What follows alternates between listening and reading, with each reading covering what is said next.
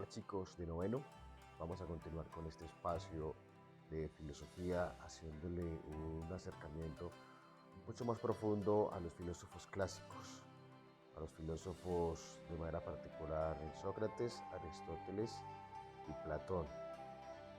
Si bien es cierto, ustedes desde el periodo pasado han venido haciendo un acercamiento de conocimientos previos donde han profundizado en la vida, obra y pensamiento de cualquiera de sus autores.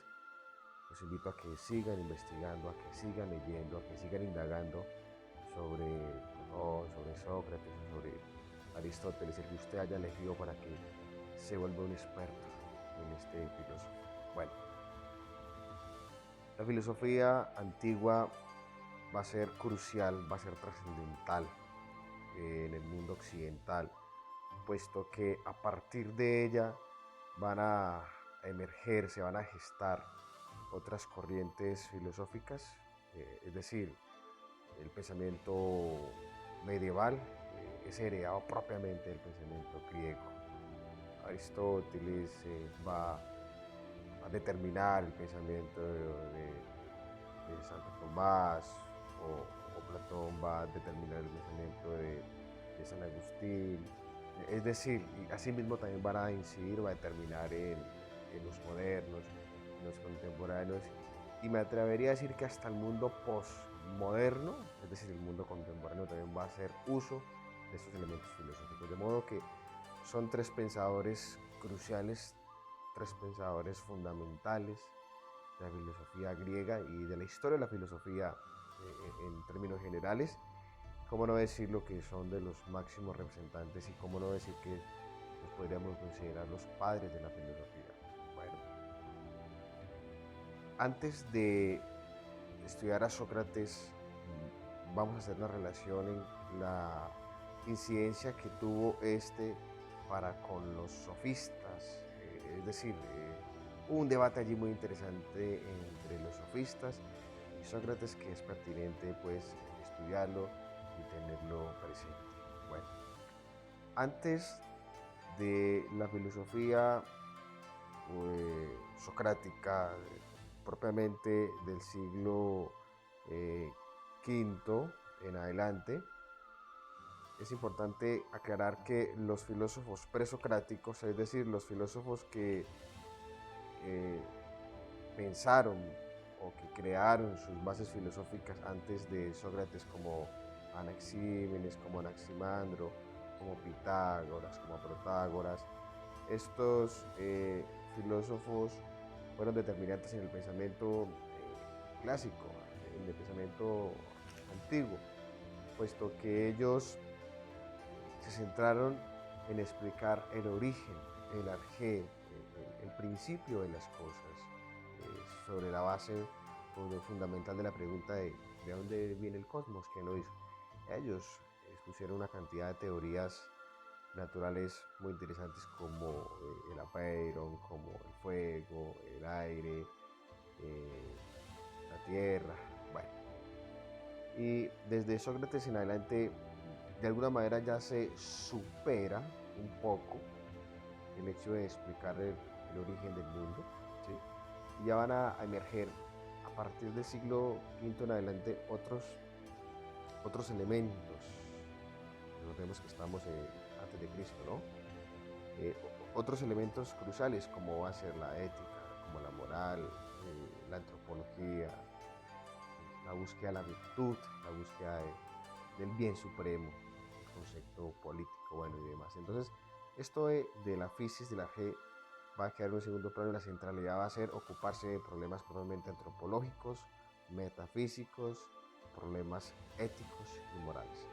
De modo que los tres filósofos que vamos a abordar durante este segundo periodo, vamos a dedicar por cada uno alrededor de 2 semanas, nos vamos a centrar en elementos fundamentales a manera de síntesis, ¿listo? Ética, política, antropología y metafísica.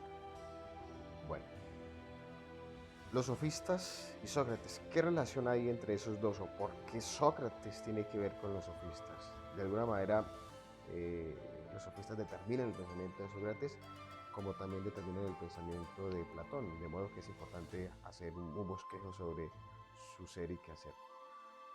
Los sofistas fueron el grupo, un fenómeno intelectual de Atenas del siglo V y se destacaron por ser grandes filósofos de la elocuencia, grandes filósofos, entre comillas, ya explicaré por qué, de la oratoria, donde tenían la capacidad de llenar plazas públicas y de abrir grandes discursos sobre problemas de moral, problemas de antropología, y llenaban grandes estadios, por decirlo así, en la modernidad, y donde tenían muchos seguidores, y la gente se maravillaba de sus palabras, de cómo hablaban, de cómo interpretaban, de cómo analizaban los fenómenos de su momento.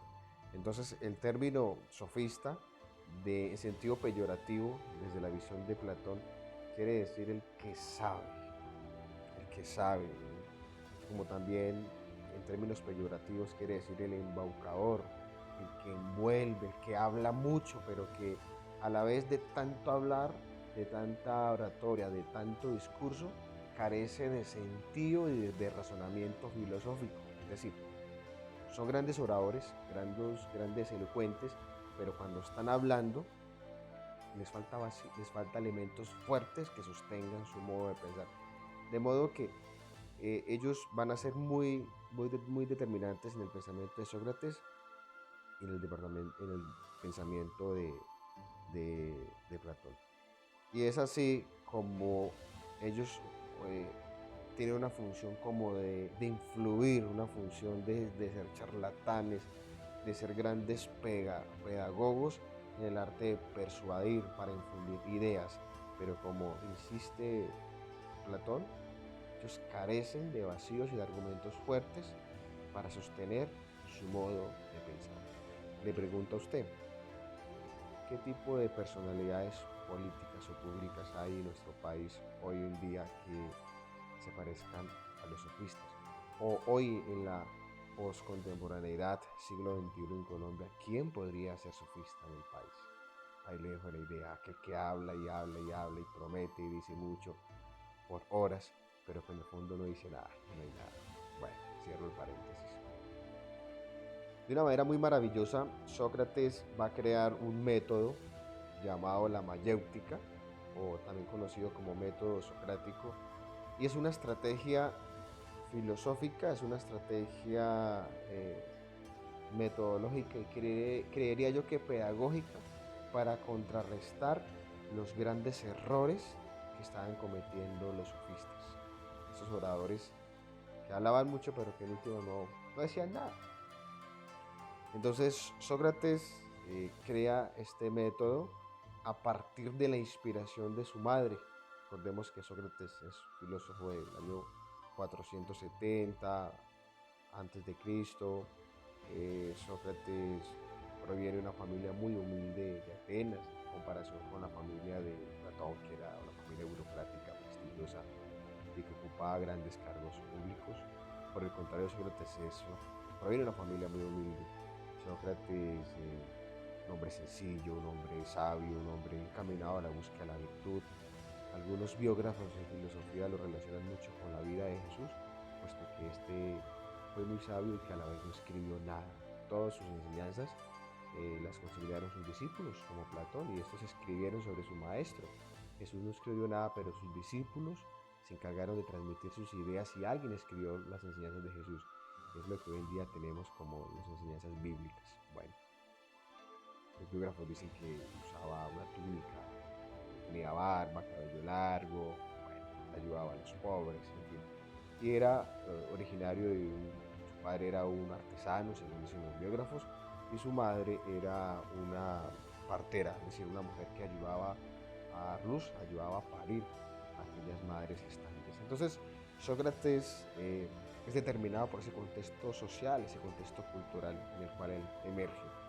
Y va a crear este método de la mayéutica para contrarrestar a los sofistas, y a la vez el método de la mayéutica es inspirado en su madre. ¿Listo?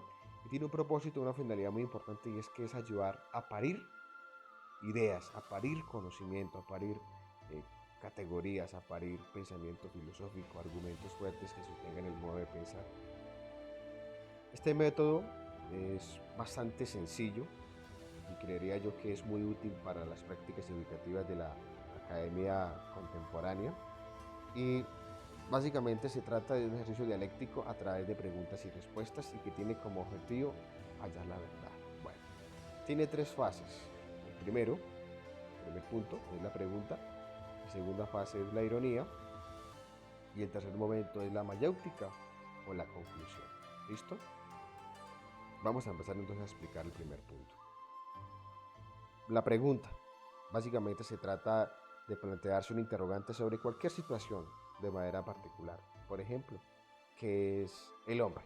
Ya, una pregunta así, que de hecho fue debatida por los mismos sofistas. ¿O qué es la virtud? ¿O qué es la idea de sumo bien? Luego, esa pregunta, pues por supuesto, se le merece una respuesta, ¿no? Entonces el discípulo, en un diálogo dialéctico con su maestro, empiezan a generar la interlocución de ideas y de pensamientos sobre la posible respuesta. Pero resulta que esa respuesta es confusa, esa respuesta no es clara, no es pertinente, no es apropiada. Entonces lo que hace el maestro es volver a preguntarle sobre la respuesta que éste dio. Entonces, con el ejemplo de qué es el hombre o qué es la virtud, pues, no sé, supongamos que el hombre es un ser vivo que se compone de dos elementos, alma y cuerpo, y que la virtud es un valor. Entonces el maestro lo que va a hacer es confrontar, y bueno, ¿y qué quiere decir alma y cuerpo? ¿Y qué quiere decir un valor? ¿Okay? Entonces lo que va a hacer el maestro es confrontar, es refutar esa respuesta. Y lo que va a hacer el discípulo es responder la segunda pregunta que le está haciendo el maestro. Tiene que responder qué es alma y qué es cuerpo y tiene que responder qué es un valor, en este caso la virtud. Y por supuesto que esto pues, va a generar mucha confusión, va a generar desorientación. Y aquí es cuando se va a sentir quizá un poco de estrés o incomodidad al generar ese tipo de refutación o de interlocución de ideas. Y esto para Sócrates es importante porque es cuando el discípulo o el estudiante empieza a parir ideas, es decir, empieza a dar a luz a nuevos conocimientos. Recordemos que esto él lo creó inspirado en su madre, que era una partera. Y como último momento es que a través de ese diálogo dialéctico entre maestro y discípulo, a través de la pregunta-respuesta, que se llegue posiblemente a una conclusión o a una respuesta final.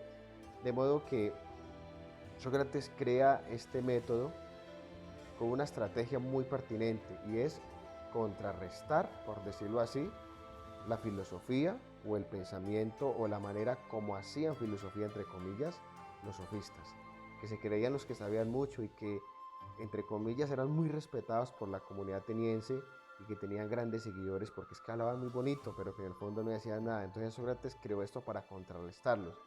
Los sofistas, a su vez, cuando interpelaban a Sócrates por su saber o su entender, Sócrates solamente bastaba con responder: yo solo sé que nada sé. Es decir, Sócrates se mostraba siempre con humildad, con sencillez. Él nunca hizo hablar de su categoría de sabio, sino que por el contrario mostró ser siempre un hombre muy humilde. Bueno, con esta pequeña introducción vamos a arrancar entonces a profundizar en la vida, obra y pensamiento de Sócrates y en su relación que tiene con los sofistas, las próximas semanas con Platón y al finalizar el periodo con Aristóteles. De modo que los dejo con estas pequeñas ideas y nos encontraremos en otro espacio para seguir profundizando sobre Sócrates. Muchas gracias.